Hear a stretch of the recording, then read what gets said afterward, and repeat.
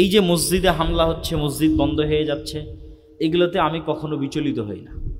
কেননা আমি জানি যে মসজিদে হামলা হয়েছে এখানে একদিন বিল্ডিং দিয়ে মসজিদ হবেই হবে ইনশাল্লাহ। পৃথিবীতে কোথাও বাধা দিয়ে সত্যকে দমন করা যায় না।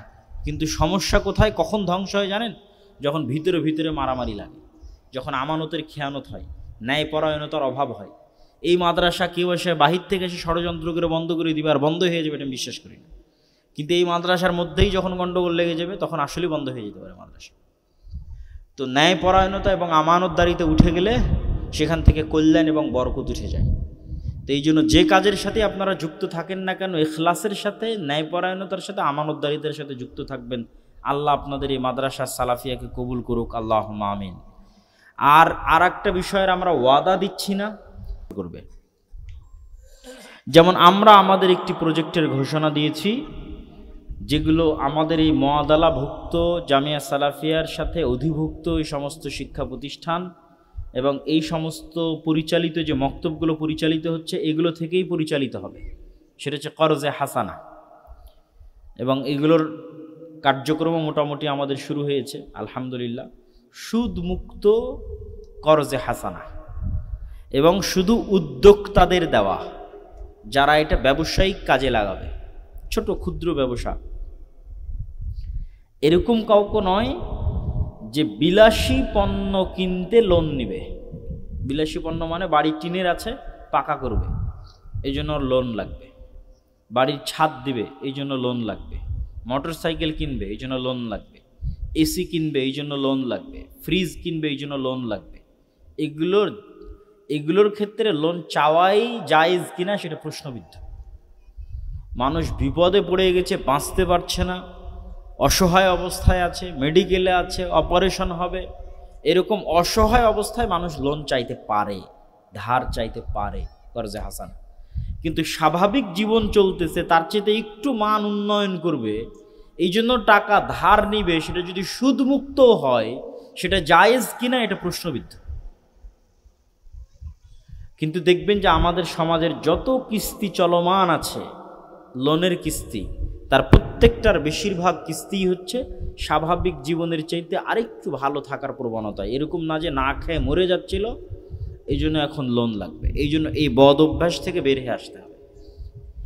এই বদ অভ্যাস মানুষকে মিথ্যা বলা শিখায়, আর একবার মিথ্যার কালচার প্রতিষ্ঠিত হয়ে গেলে নেতা হওয়া অসম্ভব। তখন চোর, ডাকাত, দুর্নীতিবাজ, বাটপার সমাজই তৈরি হবে। আর চোর, ডাকাত, দুর্নীতিবাজ, বাটপার দিয়ে কখনো রাষ্ট্রের নেতা হওয়া এবং রাষ্ট্রের ইসলাম প্রতিষ্ঠা করা সম্ভব নয়, অসম্ভব। এই জন্য আমরা যারা ক্ষুদ্র উদ্যোক্তা, ক্ষুদ্র ব্যবসায়ী, তাদেরকে আমাদের সাধ্যের মধ্যে থেকে আমরা বিনা সুদে কর্জে হাসানা দেওয়ার উদ্যোগ নিয়েছি, যেগুলো এই ধরনের প্রতিষ্ঠানগুলো থেকেই বিতরণ হবে, যা এই প্রতিষ্ঠানগুলোর ক্ষমতা বৃদ্ধি করতে সহায়তা করবে। একটা মসজিদের ক্ষমতা বৃদ্ধি করতে, একটা মাদ্রাসার সামাজিক ক্ষমতা বৃদ্ধি করতে সহায়তা করবে। তাহলে আমি যদি আপনার কাছে সারমর্ম পেশ করি যে আল জামিয়া সালাফিয়ার অধিভুক্ত প্রতিষ্ঠানগুলো নিয়ে আমরা কাজ করছি কি কি লক্ষ্য উদ্দেশ্য নিয়ে। এক, এই শিক্ষা প্রতিষ্ঠানগুলোর শিক্ষার মান বাড়বে, এটা তো কমন। জামিয়া সালাফিয়া এই শিক্ষা প্রতিষ্ঠানের শিক্ষকদের ট্রেনিং দিবে, জামিয়া সালাফিয়ার সিলেবাস বাস্তবায়ন হবে, জামিয়া সালাফিয়ার টিচাররা এসে মাঝে মধ্যেই তদারকি করবে, এবং অনেক সময় বিভিন্ন ফাইনাল পরীক্ষাও সেন্ট্রাল প্রশ্নপত্রের আলোকে অনুষ্ঠিত হবে। এবং এই সমস্ত প্রতিষ্ঠানের ছাত্রদের ভালো রেজাল্টের ভিত্তিতে সরাসরি জামিয়া সালাফিয়াতে ট্রান্সফার হওয়ারও সুযোগ থাকবে, ভর্তি পরীক্ষা ছাড়াই। এগুলো স্বাভাবিক। এর পাশাপাশি আরও সমাজে কি ভূমিকা রাখতে পারবে জামিয়া সালাফিয়া বা দাওয়া ইলাল্লাহর অধীনে পরিচালিত মক্তব প্রজেক্টগুলো, এরকম স্থানীয় লোকাল মাদ্রাসাগুলোর অধীনে এগুলোকে সেন্ট্রাল ব্রাঞ্চ হিসেবে, লোকাল ব্রাঞ্চ হিসেবে গণ্য করে ওই মসজিদগুলোতে দাওয়াতি কাজ এবং দিন শিক্ষার উন্নয়নের জন্য কাজে লাগানো হবে। আবার সমাজ থেকে ন্যায় প্রতিষ্ঠার যে আন্দোলন, সমাজে অন্যায়ের বিরুদ্ধে আন্দোলন করা, সেটিতেও এই প্রতিষ্ঠানগুলো ভূমিকা যদি রাখে, তাহলে এই প্রতিষ্ঠানগুলোই নিজে নিজে শক্তিশালী হবে। এবং দেখা যাচ্ছে আপনি যদি প্রতিষ্ঠানকে একটা ভালো শক্তিশালী প্রতিষ্ঠানে পরিণত করতে পারেন, আপনার ভালো মিডিয়া থাকে, শক্তিশালী অর্থনৈতিক প্রতিষ্ঠান থাকে, শক্তিশালী এরকম শিক্ষা প্রতিষ্ঠান থাকে, তাহলে দেখা যাচ্ছে আজ থেকে 15 বছর, 20 বছর, 30 বছর পর আবার এরকম কোনো প্রেক্ষাপট আসলো, তখন দেখবেন ক্ষমতা ট্রানজিশন হয়ে অটোমেটিক আপনার কাছে চলে এসেছে। আপনাকে ভোট চাওয়াও লাগবে না, নির্বাচন করাও লাগবে না। এরকম যখন কোনো স্বৈরাচার পালিয়ে যাবে, তখন দেখবেন অটোমেটিক ক্ষমতা ট্রান্সফার হয়ে শক্তিশালী প্রতিষ্ঠানের কাছে যেতেই হয়, ক্ষমতাকে কোনো ওয়ে থাকে না। কিন্তু আপনি ওই লেভেলে পৌঁছতে পারছেন কিনা সেটার পরীক্ষা আপনার, ওই রকম শক্তিশালী প্রতিষ্ঠান তৈরি করতে পারছেন কিনা। তো এই একটা সামগ্রিক, একটা হচ্ছে একদম বহু দূরের লক্ষ্য, আর একটা হচ্ছে একদম নিকটের লক্ষ্য উদ্দেশ্য। নিকটের লক্ষ্য উদ্দেশ্য যেগুলো শুরুতে বললাম, শিক্ষার মানোন্নয়ন যেগুলো চলছে, এবং আমাদের পক্ষ থেকে যে সহযোগিতা, জামিয়া সালাফিয়ার সাথে অধিভুক্ত হওয়ার, যেমন আমার আজকে উপস্থিত হওয়া, এটাও আল্লাহর সন্তুষ্টির জন্য এই দ্বীনি প্রতিষ্ঠানকে সহযোগিতা করা। এবং এখান থেকে বের হয়ে জামালপুর যাব, সেখানে আরেকটা প্রতিষ্ঠানে উপস্থিত হব, অথচ দেখা যাচ্ছে যে এরকম দিনে 2টা জালসাও যদি নেওয়া যায়, যত মানুষ জালসা নিতে আসে, যত মানুষ প্রোগ্রাম এবং সম্মেলন করার জন্য আসে, তাদের জালসা সম্মেলন নিলেও সে যাতায়াত খরচও দিয়ে দিবে, আবার অতিরিক্ত হাদিয়াও দিবে। আর এখানে নিজের পক্ষ থেকে খরচ করে এই প্রতিষ্ঠানগুলোতে আসতেছি, এরকম 200 মসজিদ মক্তব সফর করেছি, এটা মাদ্রাসা সফরের 5ম মাদ্রাসা সফর। এগুলোর কোনো লক্ষ্য উদ্দেশ্য নাই, দুনিয়াবি কোনো স্বার্থ নাই, এটার একটাই লক্ষ্য উদ্দেশ্য যে আমার সময় ওই বিভিন্নভাবে জালসা সম্মেলনের মাধ্যমে ব্যয় হয়ে নির্ধারিত কোনো লক্ষ্য উদ্দেশ্যে পৌঁছতে পারছে না, সেটার চাইতে এটা নির্ধারিত লক্ষ্য উদ্দেশ্যে পৌঁছার জন্য, গঠনমূলক একটা সমাজের মানোন্নয়নের জন্য যদি আমি আব্দুল্লাহ আমাকে এরকম পরিশ্রম করা লাগে, সময় দেওয়া লাগে, মেধার শ্রম, নিজের সময়, অর্থনৈতিক খরচ, তো আল্লাহর সন্তুষ্টির জন্য আমরা সেটা করতে প্রস্তুত আছি ইনশাআল্লাহ। আল্লাহ সুবহানাহু ওয়া তাআলার জন্য আমাদের এই নেক নিয়তকে কবুল করে, বলেন আল্লাহুম্মা আমিন। আর পাশাপাশি মাসিক আল ইতিসামকে মূল্যায়ন করার চেষ্টা করতে হবে। আমি জানি না এখানে আসে কিনা, অথবা গাড়িতেও আজকে আছে কিনা তাও জানা নাই। নিয়মিত মাসিক আল ইতিসামের সম্পাদকীয় লিখি। মাসিক আল ইতিসামে এরকম দেশি বিদেশি শিক্ষকদের সমন্বয়ে যে ফতোয়া বোর্ড আছে, সেই ফতোয়া বোর্ড থেকে ফতোয়া যায়। এটা বাংলাদেশের একমাত্র ফতোয়া বোর্ড যেখানে বিদেশের বড় বড় মুহাদ্দিসরা অংশগ্রহণ করে। জামিয়া সালাফিয়া বানারসের মুহাদ্দিসগণ অংশগ্রহণ করে এই ফতোয়া বোর্ডে। দেশের তো করেই, দেশে তো শেখ আব্দুর রাজ্জাক বিন ইউসুফ আছেনই, শেখ আব্দুল খালেক আর সালাফি 50 বছর থেকে বুখারী দার্স দিয়েছেন, তিনি তো আছেনই। তো মাসিক আল ইতিসামকে মূল্যায়ন করা, দাওয়া ইলাল্লাহর মক্তব কার্যক্রমকে মূল্যায়ন করা, দ্বীনি শিক্ষা প্রতিষ্ঠানের এই নতুন যে উদ্যোগ আমরা নিয়েছি সেটিকে মূল্যায়ন করা, এবং এটির সাথে আর পরবর্তীতে ধারাবাহিকভাবে আসবে করজে হাসানা প্রজেক্ট, যেটা আপনাদের এখানেও আসবে, আপনারা সময়ের সাথে সাথে জানতে পারবেন। এগুলো সবগুলোকে মূল্যায়ন করা এবং ন্যায় নিষ্ঠা আমানতের সাথে এই দায়িত্বগুলো পালন করার চেষ্টা করা, বলেন ইনশাআল্লাহ। দুর্গ নির্মাণ করেননি এরকম কোনো শহর নাই, এবং দুর্গের ক্ষেত্রে অনেক সময় উঁচু প্রাচীর, অনেক সময় নদী এবং সমুদ্রের পানির সহায়তা, দ্বীপ অঞ্চল, এগুলো সকল কিছু বিবেচনা করে দুর্গ তৈরি করা হয়। জঙ্গল, যাতে সেখানে পৌঁছা মানুষের পক্ষে কষ্টকর হয় এবং সে শহরটিকে ধ্বংস করা কষ্টকর হয়। তো সম্মানিত উপস্থিতি, মাদ্রাসা বা দ্বীনি শিক্ষা প্রতিষ্ঠান হচ্ছে ইসলামের দুর্গ। কেন ইসলামের দুর্গ? রাসূলুল্লাহ সাল্লাল্লাহু আলাইহি ওয়াসাল্লাম বলেন, আল উলামাউ ওয়ারাসাতুল আম্বিয়া, আলেমগণ নবীদের উত্তরসূরি। লা ইউরিসুনা দিনারান ওয়ালা দিরহামান বাল ইউরিসুনা আল ইলম। কিন্তু নবীরা তো টাকা পয়সা রেখে যায় না, তাহলে আলেমগণ কিসের উত্তরসূরি? মানুষ তো জানে বাপ মারা গেলে ছেলে উত্তরসূরি হয়। উপজেলা ইউনিয়ন চেয়ারম্যানের নিকট থেকে ওয়ারিশান সার্টিফিকেট নিয়ে এসে বাপের জমি ভাগ করে নেয়। তো ওয়ারিশ মানেই উত্তরসূরি, ওয়ারিশান সার্টিফিকেট মানে উত্তরাধিকার সার্টিফিকেট। তো উত্তরসূরি হিসেবে সে কি পাচ্ছে? বাপের রেখে যাওয়া জমি জায়গা ধন সম্পদের বন্টনের অধিকার হচ্ছে। তাহলে আল্লাহর নবী যে বলছেন নবীগণের উত্তরসূরি হচ্ছে আলেমরা, তো নবীরা তো টাকা পয়সা কিছু রেখে যায়নি, ধন দৌলত কিছু রেখে যায়নি, তাহলে কি বন্টন হবে আলেমদের মাঝে? নবীদের রেখে যাওয়া কি বন্টন হবে আলেমদের মাঝে? তো বলা হচ্ছে জ্ঞান বন্টন হবে। আল ইলম, নবীরা যে জ্ঞান রেখে গেছেন সেই জ্ঞান বন্টন হবে। অতীত যুগে উম্মতে মুহাম্মাদির পূর্বের যুগে প্রত্যেক যুগেই একজন করে নবী প্রেরিত হতো, এমনকি একই যুগে অধিক নবীও বসবাস করত। ইব্রাহিম এবং লূত আলাইহিস সালাতু ওয়াস সালাম সমকালীন একই যুগে, হারুন ও মুসা আলাইহিস সালাতু ওয়াস সালাম সমকালীন একই যুগে। তো এরকম অসংখ্য নবী অ্যাট এ টাইম একই সাথে পৃথিবীতে বসবাস করেছে। দাউদ ও সুলাইমান আলাইহিস সালাতু ওয়াস সালাম একই যুগে সমকালীন। সেখানে উম্মাতে মুহাম্মাদি মুহাম্মদ সাল্লাল্লাহু আলাইহি ওয়াসাল্লামের বিদায়ের পর থেকে নিয়ে গত 1500 বছরে আর কি কোনো নবী এসেছে? আর কোনো নবী আসেনি। তাহলে যেখানে বানু ইসরাইলে প্রত্যেক যুগে নবীর প্রয়োজন হচ্ছে, শুধু তাই নয়, একই যুগে 2-3 জন করে নবী থাকতেছে, আর সেখানে উম্মতে মুহাম্মাদির 1500 বছর পার হয়ে গেল, আর কোনো নবী আসেনি, কিয়ামত পর্যন্ত আর আসবে না। তাহলে ওই যে বানু ইসরাইলের প্রত্যেক যুগে নবীরা যে কাজ করত, এই উম্মতের 1500 বছরে নবীদের সেই কাজ কারা করেছে? আলেমরা করেছে। আরও যদি 1000 বছর পৃথিবী থাকে, তাহলে আরও 1000 বছর নবীদের কাজ কারা করবে? আলেমরা করবে।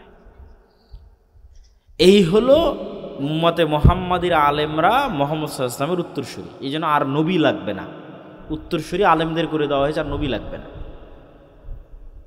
এই জন্য রাসূলুল্লাহ সাল্লাল্লাহু আলাইহি ওয়াসাল্লাম আর এক হাদিসে বলেছেন, প্রতি শতাব্দীতে আল্লাহ একজন মুজাদ্দিদ পাঠান, যে ঠিক নবীদের মতো করে মানুষের মধ্যে সমাজ সংস্কার করে, হারিয়ে যাওয়া সুন্নাত জীবিত করে, বেদাত এবং শিরককে দূর করে।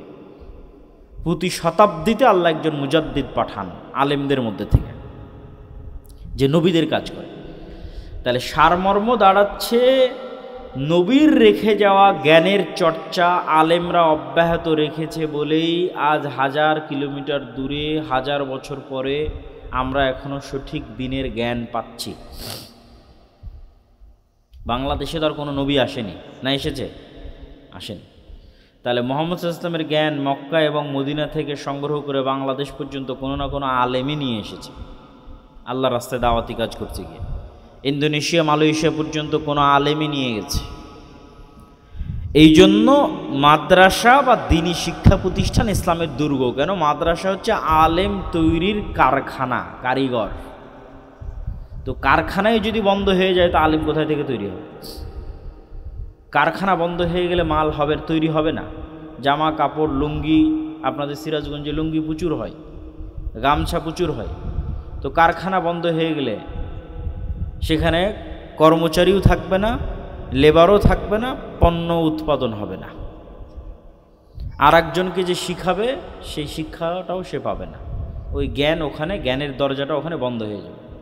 তখন আর গোটা সিরাজগঞ্জে কাউকে খুঁজে পাওয়া যাবে না যে এখানে আর কেউ লুঙ্গি বানাতে পারে, এখানে আর কেউ গামছা তৈরি করতে পারে। যেমন এখন মুসলিম শাড়ি তৈরির কারিগর খুঁজে পাওয়া যায় না, কেননা ব্রিটিশরা এগুলোকে জোরপূর্বক বন্ধ করে দিয়েছিল। যে 2-1জন টুকটাক জানতো তাদেরকেও শেষ করে দিয়েছিল। তো কারখানা বন্ধ, শিক্ষার রাস্তা বন্ধ, জ্ঞান বন্ধ। এই জন্য ভারত উপমহাদেশে 190 বছর ব্রিটিশদের অধীনে থাকার পরেও অন্য আর এরকম অঞ্চল অন্যদের অধীনে থাকার পরে যা হয়েছে, স্পেন হোক, মায়ানমারের আরাকান হোক, চীনের উইঘুর হোক, মধ্য এশিয়া হোক, উজবেকিস্তান, কাজাখস্তান, কিরগিজস্তান হোক, আর ভারত, পাকিস্তান, বাংলাদেশ হোক, ওই অঞ্চলগুলো যখন বিধর্মীরা দখল করে নিয়েছে, তখন সে অঞ্চলগুলো থেকে ইসলাম সমূলে মূলোৎপাটিত হয়ে গেছে। আর এখনও ভারত, পাকিস্তান, বাংলাদেশ দেখলে বিশ্বাস করা কঠিন হবে যে এই অঞ্চলে 200 বছর ব্রিটিশরা শাসন করেছে। এখন আপনি বাংলাদেশ ঘুরেন, পাকিস্তান ঘুরেন, আপনার বিশ্বাস হবে না যেখানে 200 বছর ব্রিটিশরা শাসন করেছে। কেন বিশ্বাস হয় না? ব্রিটিশদের শাসনের মধ্যেও মুসলমানেরা জান জীবন দিয়ে মাদ্রাসা অব্যাহত রেখেছে, এই জন্য ইসলাম এখনও এই দেশে আছে। বলেন আলহামদুলিল্লাহ। মুসলমানেরা মানে আমাদের পূর্বসূরীরা, এই সিরাজগঞ্জেরই অতীতের পূর্বসূরীরা 100-150-200 বছর পর মাথার ঘাম পায়ে ফেলা টাকা দিয়ে দ্বীনি শিক্ষা প্রতিষ্ঠান জীবিত রেখেছে। তো আজকেও যে ফিতনা এবং ষড়যন্ত্র বন্ধ হয়ে গেছে তা নয়। এই ফিতনা এবং ষড়যন্ত্রগুলো মোকাবেলা করতে হলে দ্বীনি শিক্ষা প্রতিষ্ঠান বাঁচিয়ে রাখতে হবে, আরও প্রতিষ্ঠা করতে হবে, আরও উন্নত করতে হবে। এই জন্য আপনারা যে শিক্ষা প্রতিষ্ঠান তৈরির উদ্যোগ নিয়েছেন, চলছে, এটি একটি যুগান্তকারী বৈপ্লবিক পদক্ষেপ। এটি থেকে পিছে সরে আসা যাবে না। জান প্রাণ জীবন দিয়ে এই শিক্ষা প্রতিষ্ঠানগুলোকে উন্নত করার এবং টিকিয়ে রাখার চেষ্টা করতে হবে। বলেন ইনশাআল্লাহ। 2 নম্বর বিষয় হচ্ছে, আমরা যে উদ্যোগ নিয়েছি জামিয়া সালাফিয়ার অধীনে অধিভুক্ত প্রতিষ্ঠান, এই উদ্যোগের কারণ কি, কাজ কি, আর ফলাফল কি? উদ্যোগের কারণ যদি বলি তাহলে ব্যাকগ্রাউন্ড হিস্ট্রি বা পিছনের ইতিহাস বা প্রেক্ষাপট হচ্ছে, মদিনা ইসলামী বিশ্ববিদ্যালয় থেকে অনার্স শেষ করে এসে আমি বাংলাদেশে দাওয়াতি কাজ শুরু করি। তার আগে হয়তো মাঝে মধ্যে টুকটাক 2-1টা জুমার খুতবা দিয়েছি, কোনোটা হয়তো ভিডিও হয়েছে, কোনোটা হয়নি। সেভাবে দাওয়াতি ফিল্ডে পরিপূর্ণরূপে অবতীর্ণ হওয়া হয়নি। 2020 সালের শুরু থেকে বা 2019 সালের শেষের দিক থেকে পরিপূর্ণরূপে দাওয়াতি মাঠে দাওয়াতি কাজ করছি। তো আমার দাওয়াতি কাজের শুরুতে মসজিদ ভিত্তিক সফর ছিল, কেননা আমার কাছে মনে হতো জালসা সম্মেলন যেটা মানুষ দাওয়াত দিয়ে নিয়ে যায় এবং প্রোগ্রাম শেষে হাদিয়া দিয়ে বিদায় করে, এটার মধ্যে আমি শতভাগ ইখলাস আমার কাছ থেকে খুঁজে পেতাম না। তো এই জন্য নিজের চেষ্টা, নিজের পরিশ্রম করে একটা মসজিদে যাব, নিজের অর্থ খরচ করে, তারপরে মানুষের মধ্যে দাওয়াত দেওয়ার চেষ্টা করব। রুট লেভেলে মানুষের সাথে মিশে দেখব সমাজে কি সমস্যা প্রচলিত আছে, সেই সমস্যার কিভাবে সমাধান হবে। একদিন গাড়িতে এসে একটা বক্তব্য দিয়ে চলে গেলে সমাজের বাস্তবতা বোঝা যায় না, কিন্তু মসজিদ ভিত্তিক সফর এই দিক থেকে সমাজের বাস্তবতা অনুভব করতে সহযোগিতা করে, এবং আমি সেটা করেছিও। তো উত্তরবঙ্গে মসজিদ ভিত্তিক সফর দিতে গিয়ে দেখলাম অসংখ্য মসজিদে মক্তব নাই। তাহলে মসজিদে বাস্তবে সফর দিয়ে রিয়াল পিকচারে দেখা গেল অসংখ্য মসজিদে মক্তব নাই।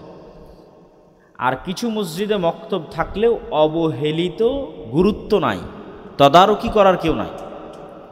তখন একটা সমস্যা ইন্ডিকেট হলো যে সমাজে দিন শিক্ষার যেটা মৌলিক ভিত্তি আমাদের বাপদাদারা তৈরি করে গেছিলেন, সেটা হচ্ছে মক্তব। মাদ্রাসায়, সমগ্র বাংলাদেশের মাদ্রাসায় মাত্র 2% ছেলে মেয়ে পড়াশোনা করে, আর বাকি 98% ছেলে মেয়ে যায় স্কুলে, কলেজে, ইউনিভার্সিটিতে। তাহলে এই 98% ছেলে মেয়েকে আপনি দিন শিখাবেন কিভাবে? তার একটাই রাস্তা, মক্তব প্রতিষ্ঠা করা, পরিচালনা করা। শতভাগ মুসলমানকে দিন শিখাতে চাইলে মক্তবের কোনো বিকল্প নাই। এই জন্য আমরা আমাদের আদ-দাওয়া ইলাল্লাহর মক্তব পরিচালনার লক্ষ্য উদ্দেশ্য নির্ধারণ করেছি, শতভাগ মুসলমানের সন্তানকে কোরআন ও দিন শিখানো। শতভাগ বাংলাদেশের শতভাগ মুসলমানের সন্তানকে কোরআন ও দিন শিখানো হচ্ছে আদ-দাওয়া ইলাল্লাহর লক্ষ্য এবং উদ্দেশ্য। তার মানে কি আমি একাই সফল হব না? এই যে একটা স্বপ্ন মানুষ দেখছে, চেষ্টা করছি, তখন আরও 10টা মানুষ এই কাজের উদ্যোগ নেবে যে না, আমার গ্রামের শতভাগ মুসলমানের সন্তানকে কোরআন এবং দিন শেখাতে হবে, একজনও বাদ থাকা যাবে না। এইভাবে আরও 50 জন, আরও 1000 জন উদ্যোগ নেবে, তখন একদিন না একদিন এটা বাস্তবায়িত হবেই হবে ইনশাআল্লাহ। তো আমাদের এই মক্তব প্রজেক্টটা ছিল দাওয়াতি জগতে, দাওয়াতি ফিল্ডে আমার প্রথম কাজ। তারপরে 40টা মসজিদ আমি ওই সময় ধারাবাহিকভাবে সফর দিয়েছিলাম। সফর দেওয়ার পর দেখলাম মক্তব অবহেলিত অথবা বন্ধ নাই। তারপরে মক্তব কেন্দ্রিক সফর দিলাম প্রায় 150 মসজিদ। 150 মসজিদ সফর দেওয়ার পর দেখলাম মক্তবের তেমন নির্দিষ্ট কোনো সিলেবাস নাই, ভর্তি হওয়ার কোনো টাইম টেবিল নাই। 6 মাস ধরে একটা মেয়ে অথবা একটা ছেলে মক্তবে পড়ছেই 6 বছর থেকে, শুরুও নাই শেষও নাই। তখন আমরা একটা সিলেবাস প্রণয়ন করলাম। সিলেবাস প্রণয়নে আমাদের জামিয়া সালাফিয়ার যোগ্য অভিজ্ঞ শিক্ষক মণ্ডলীদের অবদান ছিল। সিলেবাস প্রণয়ন করে মক্তব কেন্দ্রিক ট্রেনিং চালু করা হলো, যে মক্তবের শিক্ষকেরা ট্রেনিংয়ে আসবে। তো আমরা যদি বলি যে আপনারা যাতায়াত খরচ দিয়ে আসবেন, তখন কমিটি কি বলবে, কে অনুমতি দিবে কে অনুমতি দিবে না, 14 রকম ঝামেলা। এই জন্য আমরা বললাম যাতায়াত খরচ আমরা দিব, শুধু কমিটি অনুমতি দিবে যে ইমাম সাহেব জামিয়া সালাফিয়াতে গিয়ে ট্রেনিং দিবে। আসার খরচও আমাদের, যাওয়ার খরচও আমাদের, থাকা খাওয়ার খরচও আমাদের, ট্রেনিংয়ের খরচও আমাদের। উল্টা আরও ওই মক্তবের ছাত্রদের জন্য আমাদের সিলেবাসের বই ফ্রি, সব ছাত্রের জন্য। বলেন আল্লাহু আকবার। এবং এখন পর্যন্ত এইভাবে 500 মক্তব রমজানের হিসাব অনুযায়ী, এখন আরও বাড়তেছে, কেননা ঈদের পরে এখন আবার মক্তবের একটা কোর্স চলমান আছে, যেটাতে ছাত্র মানে মক্তবের শিক্ষক সংখ্যা 47 জন। এখন জামিয়া সালাফিয়া ডাঙ্গিপাড়া পবা রাজশাহীতে 1 সপ্তাহের ট্রেনিং নিচ্ছে 47 জন মক্তবের শিক্ষক। তো সংখ্যা বাড়বে। তো রমজানের হিসাব অনুযায়ী প্রায় 500 মক্তবের শিক্ষক আমাদের কাছে ট্রেনিং নিয়েছিল, এবং রমজানে আমরা তাদের কাছে ন্যূনতম একটা হাদিয়া ঈদকে উপলক্ষ করে পৌঁছে দিতে পেরেছিলাম, যেটার কল্পনাও আমাদের কোনো দিন ছিল না। যে 500 মক্তবের শিক্ষককে তো আমরা ট্রেনিং দিয়েছি, ঠিক আছে, 500 মক্তবের শিক্ষককে বই ফ্রি দিয়েছি, ঠিক আছে, কিন্তু তাদেরকে রমজানে আমরা কোনো এতগুলো মক্তবকে হাদিয়া দিতে পারবো এটার কোনো আমাদের বিশ্বাস ছিল না। কিন্তু আলহামদুলিল্লাহ আল্লাহ দয়া করেছে, আমাদেরই কিছু দিনী ভাইয়ের সহযোগিতায় আমরা আমাদের মক্তবের শিক্ষকদের মূল্যায়ন করতে পেরেছি। যেন আল্লাহর শুকরিয়া আদায় করি, আমাদের দিনী ভাইদের শুকরিয়া আদায় করে আল্লাহ তাদের জাযায়ে খায় দান করুক, আলহামদুলিল্লাহ। তো ওই প্রজেক্টের পাশাপাশি মাদ্রাসা গুরুত্বটা আগে থেকে মাথায় ছিল। আমরা তো জামিয়া সালাফিয়ার সাথে সম্পৃক্ত আছি, তারপরেও এই কাজ শুরু করতে আমাদের দেরি হয়েছে। মক্তবের প্রজেক্টটাকে একটা ধাপে, একটা পর্যায়ে নিয়ে যাওয়ার জন্য সেটার পিছনে আমাদের সময় দিতে হয়েছে, সফর করতে হয়েছে, সিলেবাস তৈরি করতে হয়েছে। তো মক্তবের প্রজেক্টটা একটা পর্যায়ে যাওয়ার পর আমরা মাদ্রাসার এই কার্যক্রমটা শুরু করেছি। বিশেষ করে জামিয়া সালাফিয়া বাংলাদেশের ইতিহাসে এক অন্যতম শ্রেষ্ঠতম শিক্ষা প্রতিষ্ঠান, যেখানে এখন পর্যন্ত শুধু গত 1 বছরে 10-এর অধিক সৌদি আরবের শিক্ষক জামিয়া সালাফিয়াতে এসেছে এবং দার্স দিয়েছে। আর সব সময়ই ভারত পাকিস্তানের শিক্ষকেরা থাকেন এবং দার্স দেন 24 ঘন্টা। Bangladesh investment development authority BIDA, যাদের এই যে ইনভেস্টমেন্ট সামিট হলো, বিদেশ থেকে বড় বড় ব্যবসায়ীরা আসলো, এই বিডার অনুমতিক্রমে জামিয়া সালাফিয়াতে বিদেশি শিক্ষকেরা থাকেন 12 মাসে, আর সৌদি আরব থেকে আসতেই থাকে। যেমন রমজানে একজন ছিল পুরো রমজান সৌদি আরবের একজন শিক্ষক। এখন আজকে যখন আপনাদের এখানে রওনা দিই, তখন রাজশাহী বিমানবন্দরে একজন সৌদি শিক্ষককে রিসিভ করে জামিয়া সালাফিয়াতে পৌঁছে দিয়ে তারপর আপনাদের এখানে আসতেছি। বলেন আলহামদুলিল্লাহ। তো এই রকম একটা উন্নত শিক্ষা প্রতিষ্ঠান, যেখানে শুধু দেশের শ্রেষ্ঠ শিক্ষকেরা নয়, বিদেশের শ্রেষ্ঠ শিক্ষকদের কাছেও সবসময় দার্স নেওয়ার সুযোগ ছাত্ররা পায়, এবং তাদের সমন্বিত চেষ্টায় আর সিলেবাস পরিচালিত হয়। মদিনা ইসলামী বিশ্ববিদ্যালয়ের সাথে মুআদালা আছে। এই রকম একটা শিক্ষা প্রতিষ্ঠান থেকে গ্রামের প্রত্যন্ত অঞ্চলে পরিচালিত শিক্ষা প্রতিষ্ঠানগুলো উপকার গ্রহণ করুক এবং সেই প্রতিষ্ঠানগুলোর মান বাড়ুক, এইটা আমাদের একটা লক্ষ্য। আরেকটি লক্ষ্য মক্তব প্রজেক্টের সাথে এই শিক্ষা প্রতিষ্ঠানগুলোকে কানেক্ট করা, এবং মক্তব প্রজেক্টের সাথে শিক্ষা প্রতিষ্ঠানগুলো কানেক্ট করার মাধ্যমে আরেকটা লক্ষ্য হচ্ছে প্রতিষ্ঠানগুলোকে শক্তিশালী করা। প্রতিষ্ঠানগুলোকে শক্তিশালী করা, এটার একটু ব্যাখ্যা দিব, এটার থেকে আপনাদের জন্য কিছু শিক্ষা আছে। যখন জুলাই এবং আগস্টের মাধ্যমে গত 16 বছরে যে রেজিম ছিল, সেই রেজিমের যখন সেই শাসন ব্যবস্থার যখন পতন হলো, তখন রাস্তাঘাটে পঙ্গপালের মতো লক্ষ কোটি ভোটার থাকলেও ভোটারদের রাজনৈতিক দলগুলো কিন্তু ক্ষমতায় যায়নি। আর লক্ষ কোটি পঙ্গপালের মতো মুসলিম ভোটার উপস্থিত থাকলেও তাদেরও কোনো অবস্থান সরকারে তৈরি হয়েছে সেটাও কিন্তু নয়। তাহলে একটা জায়গায় যখন পলিটিক্যাল পাওয়ার শূন্যতার লেভেলে থাকে তখন সেই জায়গায় ক্ষমতা অটোমেটিক ট্রান্সফার হয় শক্তিশালী প্রতিষ্ঠানের হাতে। যেমন একটা শক্তিশালী প্রতিষ্ঠান হচ্ছে বাংলাদেশ সেনাবাহিনী। তো আগের রেজিম যখন ক্ষমতা থেকে চলে গেছে তো অটোমেটিক ক্ষমতা বাংলাদেশ সেনাবাহিনীর কাছে চলে গেছে, এটা নিয়ম পৃথিবীর। শক্তিশালী প্রতিষ্ঠান হচ্ছে ব্র্যাক, শক্তিশালী প্রতিষ্ঠান গ্রামীণ ব্যাংক, শক্তিশালী প্রতিষ্ঠান প্রথম আলো, ডেইলি স্টার, এটা প্রতিষ্ঠান, এটা কোনো দল নয়। তো যখন একটা রাষ্ট্রের পলিটিক্যাল পাওয়ারের শূন্যতা দেখা দেয় তখন সেখানে অটোমেটিক ক্ষমতা ট্রান্সফার হয় শক্তিশালী প্রতিষ্ঠানের দিকে। আর মুসলমানদের সবচেয়ে বড় দুশ্চিন্তা বা সবচেয়ে বড় অদূরদর্শিতা হচ্ছে মুসলিম দলগুলো, সংগঠনগুলো সবসময়ই জনসমর্থন, পলিটিক্যাল পাওয়ার, বিশাল জনসমাবেশ এগুলোর দিকে মনোযোগ দিয়েছে। সদস্য বাড়ানো, কর্মী বাড়ানো, কখনো শক্তিশালী প্রতিষ্ঠান তৈরি করার দিকে মনোযোগ দেয়নি। অথচ শক্তিশালী প্রতিষ্ঠান যে কতটা পাওয়ারফুল হতে পারে সেটা তারা কখনো চিন্তা তো আনেনি। এই জন্য আমাদের শক্তিশালী মিডিয়া নাই, শক্তিশালী পত্রিকা নাই, শক্তিশালী অর্থনৈতিক প্রতিষ্ঠান নাই, কিছু নাই। তো প্রতিষ্ঠান শক্তিশালী করা আমাদের একটা শেষ লক্ষ্য উদ্দেশ্য। এই শক্তিশালী মানে প্রতিষ্ঠান যেমন নিজে অভ্যন্তরীণভাবে শক্তিশালী হবে, বাহির থেকেও শক্তিশালী হবে। যেমন আমি একটা উদাহরণ দিই কীভাবে শক্তিশালী হতে পারে। আমরা মনে করি আমাদের দ্বীনি শিক্ষা প্রতিষ্ঠানের কাজ শুধু নামাজ শিখানো, দোয়া শিখানো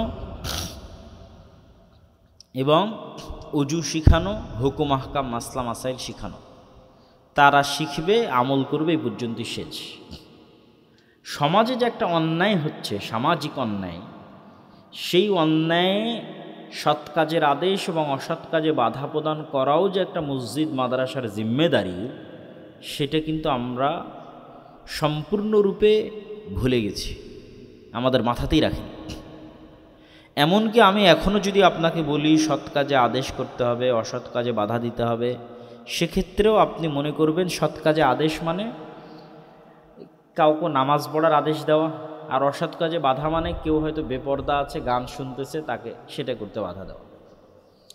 কিন্তু সৎ কাজের আদেশ এবং অসৎ কাজে বাধা মানে এটাও যে হতে পারে যে একজন মানুষ এখানে মাজলুম হচ্ছে, তার জমি জোর করে দখল করে নেওয়া হচ্ছে, অথবা স্থানীয় বিচার সালিশে তার প্রতি অন্যায় করা হচ্ছে, অথবা স্থানীয় একটা প্রতিষ্ঠানে টাকার ভিত্তিতে নিয়োগ হচ্ছে, ভর্তি বাণিজ্য দুর্নীতি হচ্ছে,